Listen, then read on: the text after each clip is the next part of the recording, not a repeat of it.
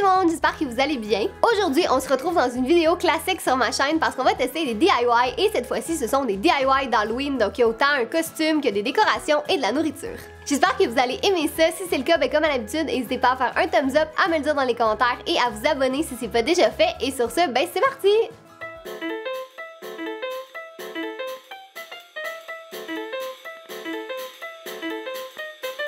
Donc tous les DIY que je vais vous présenter ont été trouvés sur Pinterest, c'est vraiment parmi les plus populaires et je les ai vraiment recréés étape par étape. En fait, j'ai suivi comme les instructions originales à la lettre pour voir si ça fonctionne du premier coup ou si on a quelques petites modifications à faire pour que ça fonctionne.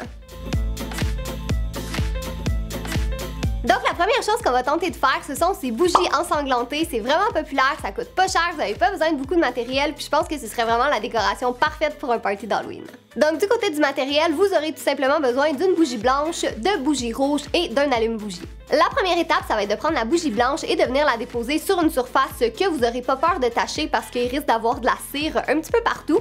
Mais bref, vous allez prendre la bougie rouge, l'allumer et la laisser au-dessus de la bougie blanche. Comme ça, quand la cire va se mettre à couler, ben, tous les résidus vont tomber sur la bougie blanche et c'est ça qui va créer l'effet un peu ensanglanté, trace de sang. Ça se fait pas automatiquement. Moi, je pensais que ça allait être plus rapide que ça, mais il a fallu que j'attende comme un bon 3-4 minutes avant que ça commence à couler. Donc, je pensais que ça allait pas fonctionner, mais finalement, une fois que la cire commence à couler, ben là vous avez plus qu'à la laisser se promener un petit peu partout sur la bougie, puis c'est ça qui va vraiment créer les coulisses de sang. Donc en fait moi j'avais pas de motif particulier, j'ai vraiment juste laissé couler ça un petit peu partout, mais je me suis assurée d'en avoir assez sur le dessus pour que ça vienne le remplir au complet comme sur la photo. Évidemment, faites attention de ne pas vous brûler. Moi, c'était vraiment ma première crainte parce que je me disais que je suis tellement gaffeuse, puis avec de la cire chaude puis du feu, ça pouvait juste faire une catastrophe. Mais comme mes bougies rouges étaient quand même assez longues, il n'y a absolument pas eu de problème. Je me suis pas brûlée une seule fois, tout a bien été.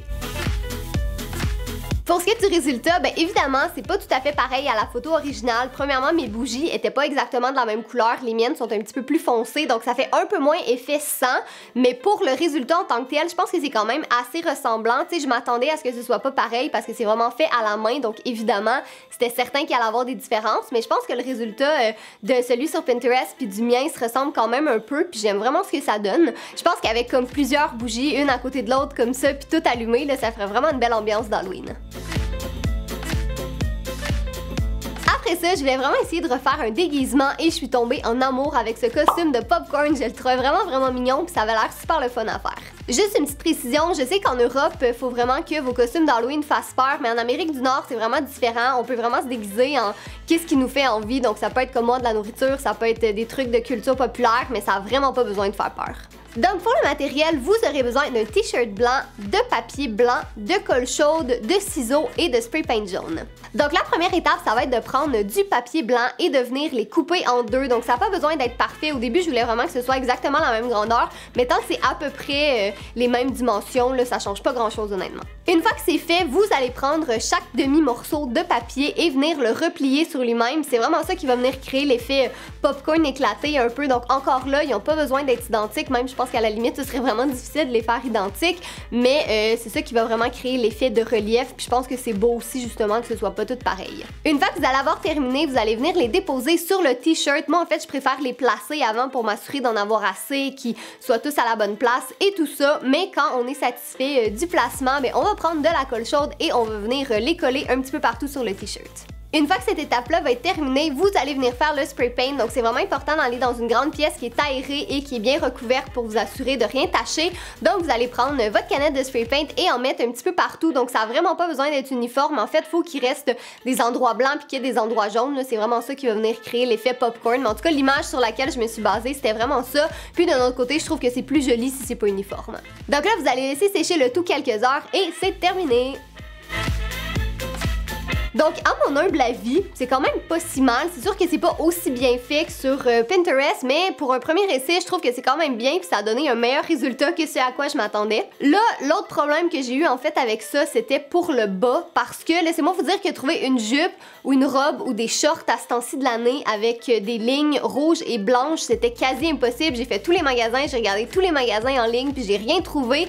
Donc finalement, je me suis rabattue sur un vieux t-shirt que j'avais à la maison. Donc je me suis dit comme si je rentre les manches par en dedans, on va n'y voir que du feu. Mais bref, même si c'est pas parfait, je suis quand même contente du résultat, puis je pense qu'on peut dire que si je le réessayais peut-être une autre fois, ça pourrait très clairement donner un meilleur résultat. Maintenant, je voulais vraiment essayer de reproduire ces cupcakes avec un petit motif de cerveau sur le dessus parce que j'adore les cupcakes puis je trouvais que c'était vraiment cool et ça avait pas l'air trop compliqué non plus. Donc pour faire ce DIY, vous aurez besoin de cupcakes, de glaçage rose et si comme moi vous n'avez pas de douille, d'un sac en plastique refermable. La première étape, ça va être de prendre le glaçage et de venir recouvrir tout le haut du cupcake d'une fine couche, donc juste assez épais pour le couvrir au complet. Une fois que c'est fait, si comme moi vous n'avez pas de douille, en fait vous pouvez prendre simplement un sac de plastique refermable, vous allez mettre votre glaçage à l'intérieur, le refermer et à l'aide de ciseaux, vous allez venir couper une petite extrémité puis ça va vraiment faire le même effet qu'une douille, c'est juste que c'est beaucoup moins cher puis si jamais vous en avez pas, c'est une solution maison. Donc là vient la partie un petit peu plus compliquée et c'est de faire les motifs. Donc sur Pinterest en fait, dans le milieu il y avait vraiment 2 lignes droites, donc c'est ça que j'ai fait et après là c'est là que vient la partie un petit peu plus difficile. Fallait faire 2 lignes ondulées de chaque côté mais comme clairement je pense qu'on le voit ici, mon glaçage était vraiment pas le bon pour ça, il était un petit peu trop liquide et ça a pas du tout donné le meilleur résultat. J'ai réessayé 2 autres fois par après parce que je me suis dit, c'est peut-être juste la première fois, je suis pas habituée, donc c'était un peu mieux, mais c'était quand même pas du tout ressemblant à la photo de Pinterest. Donc le verdict, clairement, la faute était dans mon glaçage parce que le mien était vraiment pas assez crémeux, il était vraiment trop liquide, donc c'était pas mal impossible de faire quelque chose avec ça. Par contre, on voit qu'au bout de 3 essais, ça s'en venait vraiment de mieux en mieux, fait que je suis pas mal certaine qu'avec un glaçage différent, j'aurais peut-être réussi à arriver à quelque chose de mieux, mais je pense que pour celui-là, on peut dire que dans mon cas, ça a pas du tout été réussi. Le prochain DIY qu'on va tester, ce sont des figurines hantées. Vous avez littéralement besoin de 3 choses pour les faire et ça fait vraiment une ambiance thématique d'Halloween. Donc du côté du matériel, vous aurez besoin de peinture noire, de peinture rouge et des figurines de votre choix. Donc moi j'ai pris un chat et un raton. Si jamais vous avez joué à notre jeu mobile Super Fudge, vous savez exactement ce que j'ai fait ici.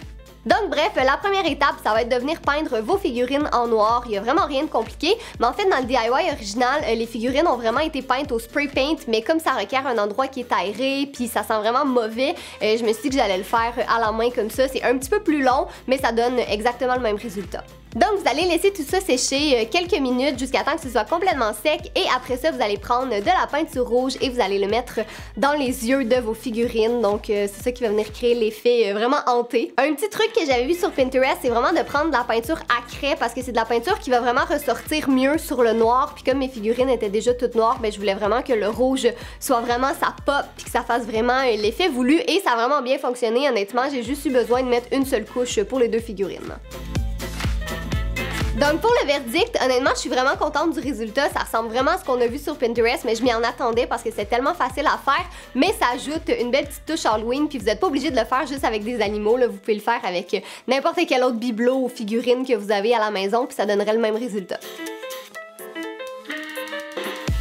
Et finalement, le dernier DIY, c'est cette bouche de vampire. Je trouvais ça vraiment cool et honnêtement, tous les ingrédients mélangés ensemble, ça a juste l'air trop bon. Du côté des ingrédients, vous aurez besoin de biscuits, de glaçage rouge, de guimauve ou de marshmallow si vous êtes en Europe et d'amandes. Donc la première étape, ça va être de prendre un biscuit qui est quand même d'une bonne dimension et de venir le trancher en 2. Une fois que c'est fait, vous allez prendre le glaçage et venir l'appliquer sur les 2 parties intérieures du biscuit. Donc quand même une bonne quantité, puis il faut vraiment en mettre partout.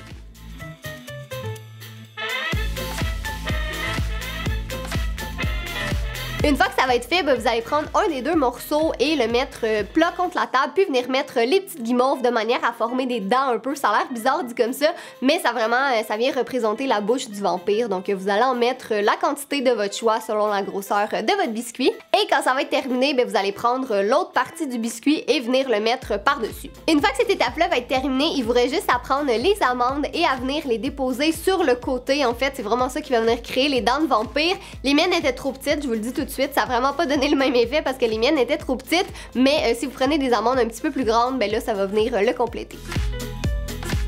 Donc, c'est sûr que c'est pas pareil sur Pinterest, mais quand on se compare, on se console parce que j'ai vu cette photo-là, puis je me dis que comparé à cette personne-là, j'ai vraiment fait un meilleur travail. Fait que finalement, on dirait que c'est pas si mal. Mais bon, c'était quand même mon premier essai parce que je voulais vraiment les tester avec vous, donc je suis pas mal certaine qu'au 2e essai, encore une fois, ça donnerait un bien meilleur résultat, surtout si je m'applique un petit peu plus. Mais c'est comme pas tout le temps facile de filmer en même temps puis d'essayer pour la première fois puis tout ça. Mais overall, c'est quand même pas si mal puis on peut dire que ça fonctionne.